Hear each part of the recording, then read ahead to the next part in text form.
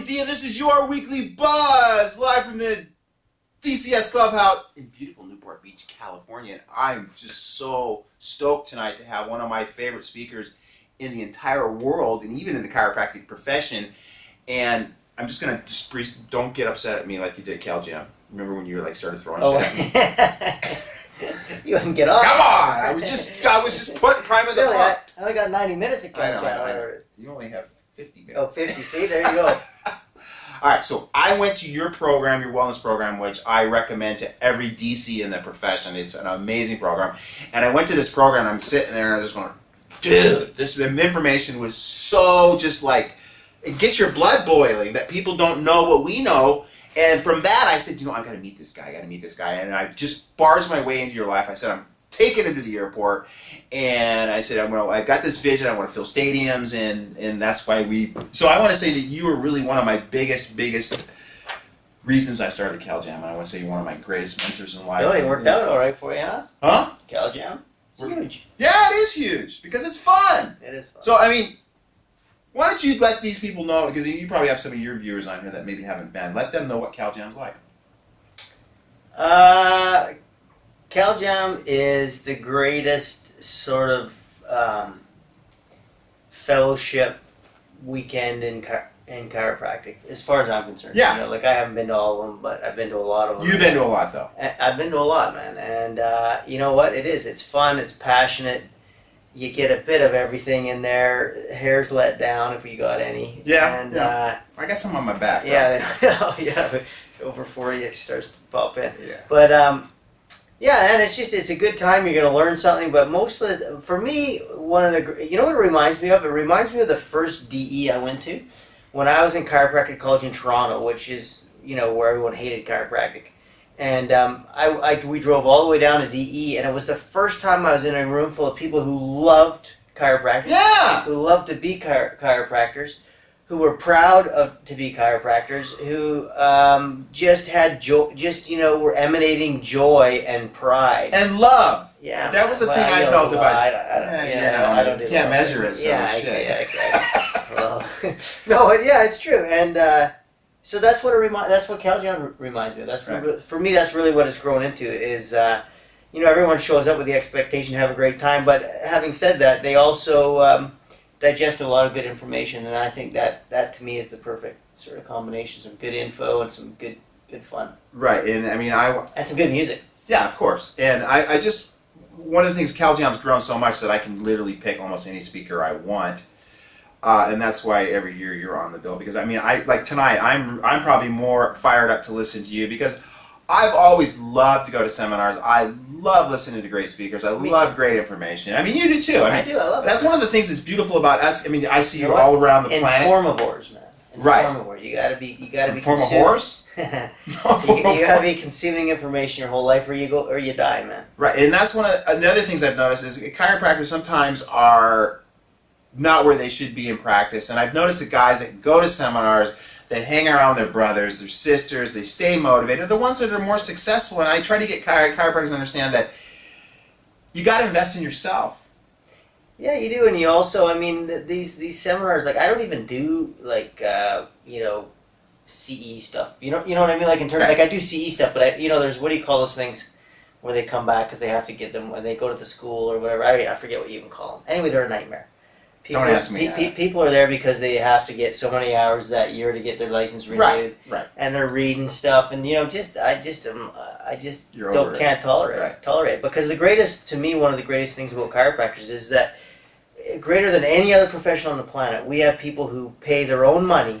As I always say, there's no big pharma paying your bill, or giving you a free ride. You take time off your practice, you pay money out of your own pocket. You're away from your own family, and it's all. Or you could bring them to Cal-Jam. Right. Or for one reason though, and that's because you want to serve your patients to a higher level, and you want to, have that fellowship. And chiropractors. I don't know any other profession that flips their own bills to do that. Do you? I don't either. I've never really even thought about it. And that's what's great about it. And I've always just really admired chiropractors for doing that, because it's as you know, seminars is a cash practice. Yeah. No insurance. Nobody's paying for it. They're flipping their own bill, which is why I love it. Right. Yeah, I kind of laid a little cash out on the line the first year I did it, and I was sweating some bullets, dude. I remember that. I think my check bounced. I remember. Did it? Yeah, come on, yeah. It probably did. Now, one of the things you just said too earlier is that the low self-esteem. I don't know if you said that, but you said one of the things you noticed at DE is that people were proud to be. I mean, I'm super proud to be a chiropractor. I don't think we ever. You also said that I think it's the best profession on the planet. There's nothing that I rather. I mean, I love what I do. I mean, could you imagine doing something like this? Is what chiropractors have to realize. Listen, chiropractors, give your head a shake. We don't stick our fingers up orifices. We don't got our heads and mouths. We're not doping people. We're basically we have basically no responsibility except to make people feel good and express their potential. And the reality is, if someone's really in an acute emergency, we send them to where they should go.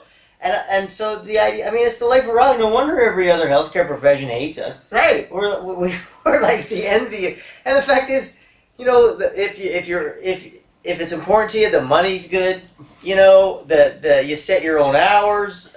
People take your own vacations. People love you. Yeah, they love you to death. And so I just can't understand. It's honestly, it's like people who talk to me about, low self-esteem or I just can't relate to it. In life or in my profession. So no, but I always say, but whatever. I'll thank my mom for it because and some wonderful coaches in sports and stuff. But the reality is that I always understood early on that you had to have confidence and a swagger, and it's not arrogance. And certainty. Right. Because I think that's what you are really. I mean, I know that's what you give the chiropractor. You give them certainty. You give them the science to support what we do. You have to earn certainty. Confidence is something that says that you know that you're as good as you need to be. It doesn't mean you're better than anybody else. That's arrogance, right? But confidence says, I can do it. I'm not going to doubt myself ever. I know if I put my head down and work my guts out, which you and I both have done. Oh, God. That's the one thing. But certainty requires head-down effort. Certainty isn't something you can get from a weekend seminar. Certainty is something you can be steered towards in a weekend seminar. But the reality is, certainty comes from answering all your own deep, dark questions about what you do in your life, whether that be chiropractic or something else. That if you leave a stone unturned, that's where doubt hides. So my thing is you got to turn the lights on and turn over the rocks and scatter those cockroaches of doubt. Right. Because that's where doubt lives. It lives in those questions that you're not sure you can answer. And that's really been my passion, is to say, I don't want to leave any of those stones unturned. I don't want to leave any of those questions unanswered. So it's really been my own journey, and I've just shared it with people. But it's always been about that for me. It's always been about, I got to know why. I need to know if I should charge money to correct subluxation, or if it doesn't exist. I need to know if chiropractic's important, because I've always been cash.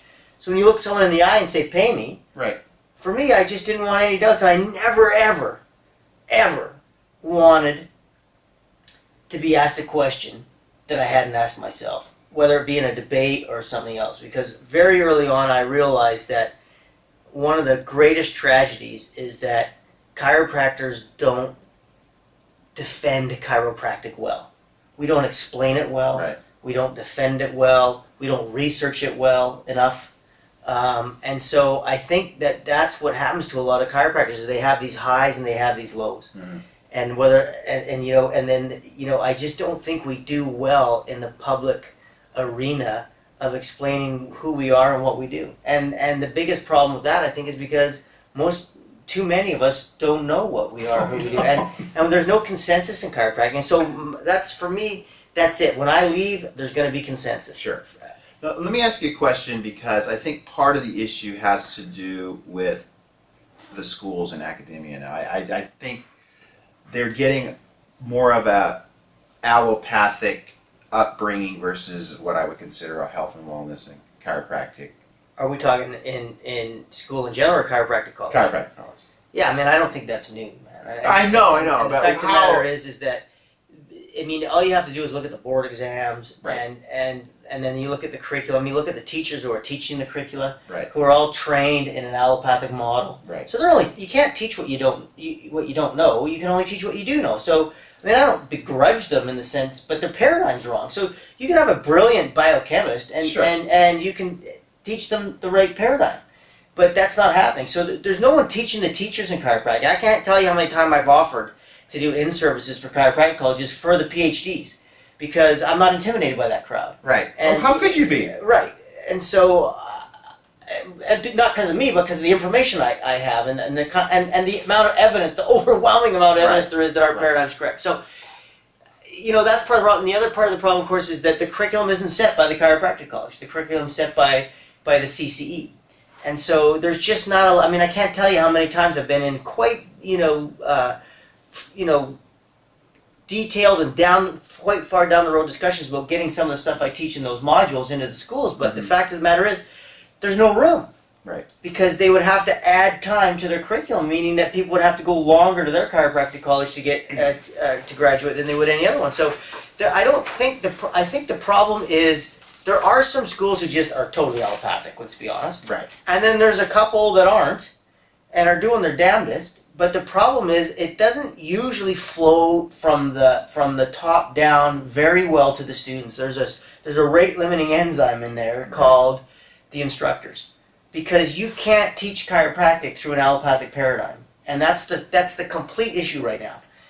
Is that who sets the curriculum, and who teaches the curriculum is the issue. I'm not saying every chiropractic college teacher has that issue, of course, but there's very few, PhD trained individuals teaching who have had a paradigm, have had their education in the paradigm of wellness and prevention.